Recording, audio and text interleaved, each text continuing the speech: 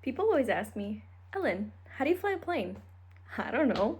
I don't know how to fly a plane. My name's not even Ellen. My name is Jahira. But what I can do is I can show you a little bit of what my trip to Ecuador looked like.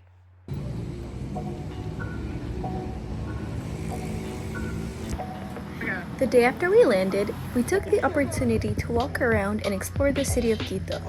We then went to visit La Basilica, a historic Catholic church whose construction began in 1887.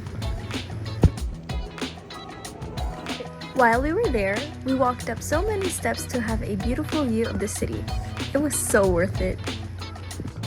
We then went to Yumbo's Chocolate, where I tasted the best brownie I've ever had and sampled a variety of unique chocolates. We also learned about the chocolate making process and even had the chance to make some ourselves. The next day, we went on a hike beside the river to see many beautiful waterfalls. We crossed a lot of bridges and jumped over big rocks. My shoes got dirty quickly, so I highly recommend bringing hiking boots along this trail.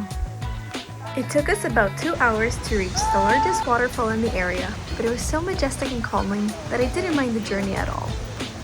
When our volunteer program started, we were kindly greeted by Sarah and the Range of Motion project team. They showed us around the office, and we were able to see where the workshops are located, where the prosthetic components are stored, and where the consultation rooms are located. They also highlighted the importance of having each component in the right spot, as they are one piece in helping patients walk again.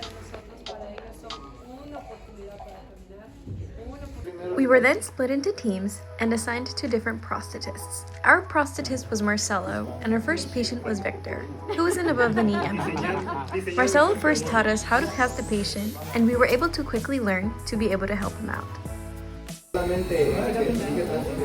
The next day, we prepared the plastic and transfer paper to create the socket. Marcelo smoothed out the first mold and ensured it was aligned properly. He then prepared the oven and placed the plastic inside. After 10 minutes, he placed the transfer paper on top so that it had the patient's desired design.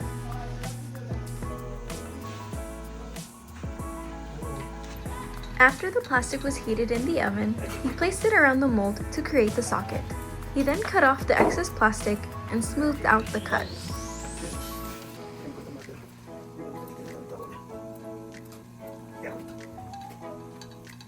After he drew the ends of the socket on the plastic, we began cutting it to obtain the desired socket shape, and we took the socket out of the patient's mold. We used the grinder to smooth out the edges of the socket. Once the socket was ready, we grabbed the components of the prosthetic and assembled them together.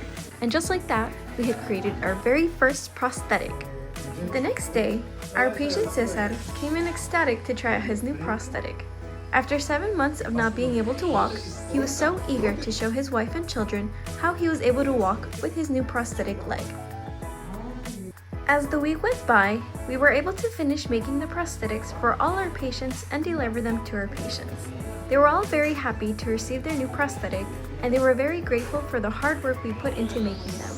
I'm very blessed to have been part of the initiative that has brought them a step closer to living their lives on their own terms. After a great week of working with ROM, we visited La Mitad del Mundo, which is where the equator is located. I even made a new friend, and we yapped for hours. And don't even get me started with the food. We had amazing meals that I could never get tired of. I miss them already. And that was my trip. Next time you go out of the country, I highly recommend you go to Ecuador to go volunteer for ROM. Hasta luego!